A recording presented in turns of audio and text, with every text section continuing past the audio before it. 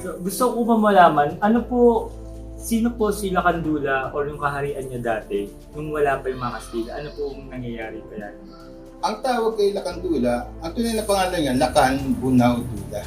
Bunao. O Bunao Dula. Ang pangalan niya talaga, Bunao Dula. Yung Lakan, that's the title. Ang ibig sabihin ng Lakan is Paramount Ruler. According kay Henry Scott. Paramount Ruler. Tapos si Nick Joaquin din, Lakan na tawag. So Lakan, Bunao Dula. Ibig sabihin ng Lakan, siya ang parang paramount ruler ng iba't ibang dato sa nearby, no? So, may Lakan, may Datu. May dato. Magkaiba pa po yun. Ang Lakan, yun yung paramount ruler. Yun yung parang head ng mga dato. Datu is, ano po siya dati? Ang dato is parang chieftain siya ng mga bayan-bayan. Kasi ang coverage ng Lakan is malayo, hanggang malapit na sa Ilocos region. Tapos Malawak. tapos Bicol, tapos Palawan.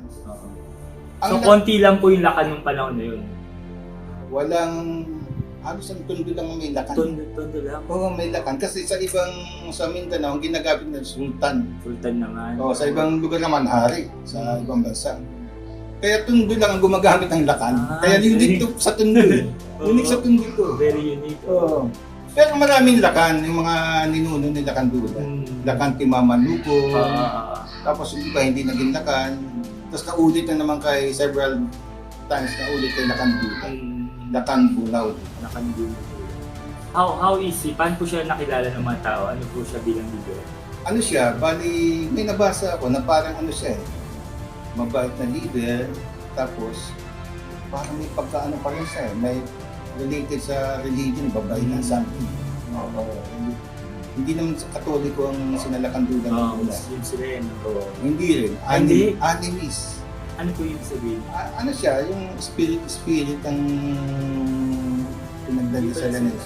So, yung Raha, ano po difference sila kan sa Raha? So, si Ra Sulaiman, Raha, Sila, Lakan, hindi, ang Lakan kasi is paramount ruler. Paramount ruler. Siya ang overall. Ang Raha? Ang Raha, parang dati din na mas mataas ang konti sa dati. Si Raha, magkakapatid si Raha Suliman, si Lakandula at si talaga? Oo, magkakapatid yan. Kailan si Lakandula ang ginawang Lakan. Naalala ko yung tatlo na yan. Nakikita ko yan, yung tatlong pangalan na yan, dun sa kali dyan sa Elias, Victoria. Malapit sa simbahan. Dun nakapangalan yung yan si Ramatanda, Ra Sulaiman. Tapos si Ra Sulaiman may statwa sa Malate Church. Sa Malate Church. Lakandula, pangalan ng eskwela natin yan, pangalan ng kalye natin yan, di ba? Dun mismo sa may simbahan siya. Simbahan, di ba?